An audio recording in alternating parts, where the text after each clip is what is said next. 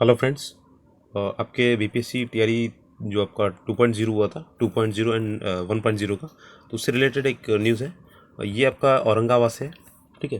हालांकि ऐसा कई ज़िलों में मिला है। अभी आपका मुजफ्फरपुर में मिला था और ये आपका औरंगाबाद का दिखा है।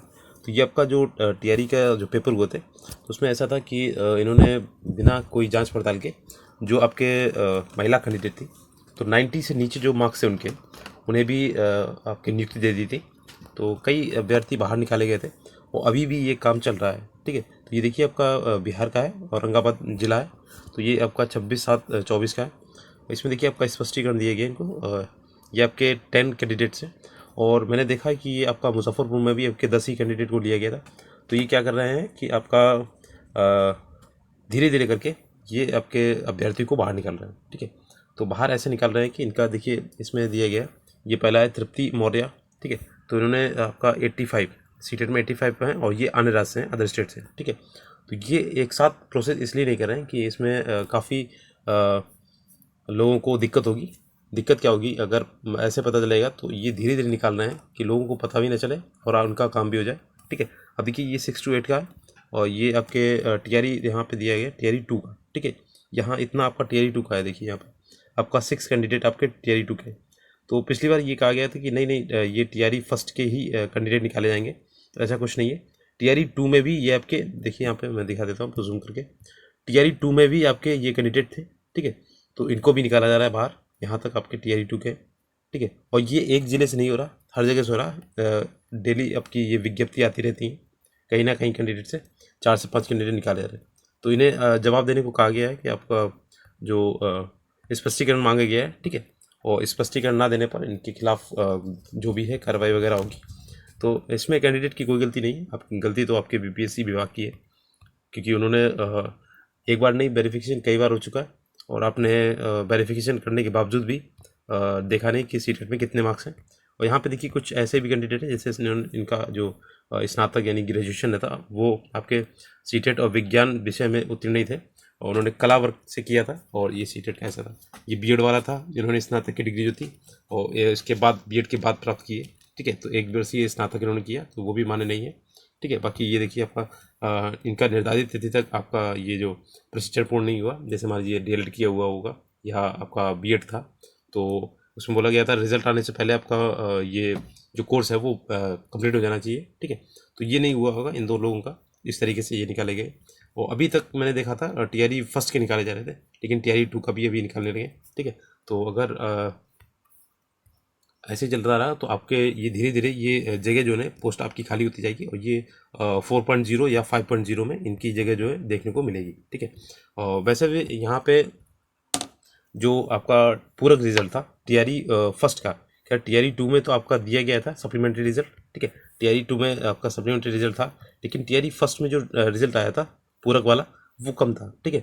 बहुत ही कम था, 40 से 50 शायद शायद, मुझे याद है जितना। तो उसमें टीआरई फर्स्ट में पूरा रिजल्ट देने के लिए उन्होंने कहा गया है। यूपीएससी टीआरई फर्स्ट को लेकर पटना हाईकोर्ट का बड़ा फैसला है कि शिक्षा विभाग को पूरक रिजल्ट जारी करने का आदेश दिया है। ठीक है। तो शिक्षा विभाग को दे दिया है इन्होंने, पटना हाईकोर्ट ने।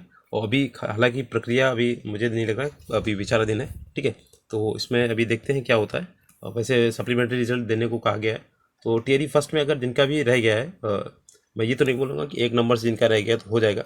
हाँ, जिनका एज गैप था, एज गैप में उनका रुक गया था रिजल्ट, तो उनका तो कंफर्म है। ठीक है। 6 से 7 महीने या 7-8 साल वाला जो था उनका हो जाएगा। ठीक है।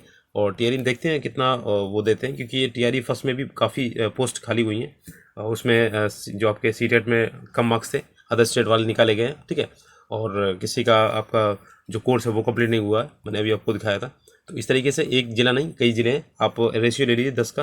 ठीक है। तो इस तरीके से आप देख लीजिएगा। इसमें 5 अगर आपका टीआरई फर्स्ट के हैं तो टीआरई सेकंड के भी 5 हैं।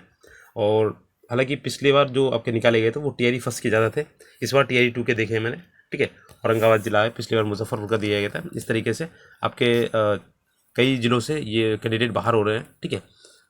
बड़ी संख्या में तो नहीं है, लेकिन हाँ छोटी छोटी संख्या में इन्हें बाहर निकाला जा रहा है, क्रॉस वेरिफिकेशन हो रहा है इनका। ठीक है।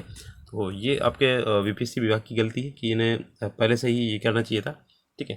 अपने सिलेक्शन भी दे दिया, उन्हें सैलरी भी दे रहे हैं, बाद में निकालना अच्छा नहीं लगता है किसी को। ठीक है। उसके पास जो उम्मीदें थी वो भी चली गई, ठीक है। वो चाहता तो आपका मान लीजिए TI 2 में नहीं हुआ था, TI 3 की तैयारी कर सकता था, और उसे क्या पता था कि ये हो जाएगा। हालांकि उन्हें भी पता था कि ये नोटिफिकेशन में आपका सीटेट जो है अदर स्टेट के लिए महिलाओं को 90+ बताया गया था, ठीक है। तो उन्होंने फॉर्म इसलिए डाल दिया कि हो जाएगा तो नौकरी करेंगे, लेकिन हो भी जाता है, ठीक है। तो ये एक तरीके का लालच है, और बस ये आपके लिए अपडेट थी। तो अगर आप 3.0 में आपका किसी कारणवश रह गया है नंबर मार्क्स का में, तो आप 4.0 की तैयारी कर लीजिए। आपका सितंबर के लास्ट तक आपका पेपर हो जाएगा, ठीक है। और 1,60,000 की वैकेंसी के लिए बोला है इन्होंने, ठीक है। 1,60,000 नए शिक्षकों की भर्ती के लिए बताया, और अगस्त में विज्ञापन आ जाएगा, ठीक है। वैसे तो आपका जो कैलेंडर था उसमें कहीं पे भी बताया नहीं गया था कि 4.0 के लिए जो भी डेट थी वो क्लियर नहीं की गई थी, लेकिन अभी ये यहाँ पे बैठक हुई है तो वहाँ बताया गया 1,60,000 से अधिक आपके पद जो हैं सृजित किए गए हैं, ठीक है। और इसमें PRT के काफ़ी अच्छे पद दिखेंगे, तो आप अभी से 4.0 की तैयारी करना स्टार्ट कर दीजिए, ठीक है। क्योंकि अगस्त में आपका विज्ञापन आएगा और सितंबर में पेपर ले लेंगे, ठीक है। ऐसा नहीं कि इसमें टाइम लगेगा आपको, ये नहीं होना चाहिए, क्योंकि 2.0 जो आप हुआ था 2.0 उसमें कैंडिडेट को बिल्कुल भी मौका नहीं मिला था। 15 दिनों में उन्होंने आपके एग्ज़ाम को कंडक्ट कराया था, ठीक है। सॉरी, 15 दिनों में उन्होंने आपका जो ऑनलाइन प्रोसेस था वो पूरा कराया था, और उसके तुरंत बाद ही 1-2 हफ्ते में उन्होंने आपका पेपर ले लिया था, ठीक है। तो इसमें आप बिल्कुल भी ढिलाई मत कीजिएगा, ठीक है। 4.0 की तैयारी कर रहे हैं तो आप मेहनत से कीजिएगा, अपने सेल्फ स्टडी से कीजिएगा। बाकी आप चैनल पर देखिएगा, एनालिसिस मैंने कराया हुआ है, ठीक है।